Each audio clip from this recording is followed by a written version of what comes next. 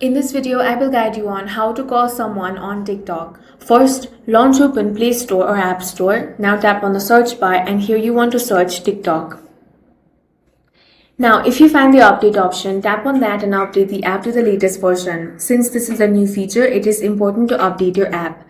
Once your application has been fully updated, wait for it to be installed. Then launch open the TikTok app. Once you have opened the TikTok app, tap on the inbox icon. Now tap on the account that you want to make a call to. Here, you want to look for the telephone icon or camera icon. Go ahead and tap on it. If you want to make a live voice call, you can simply tap on the voice icon. If you want to make video call, you can tap on the video call icon.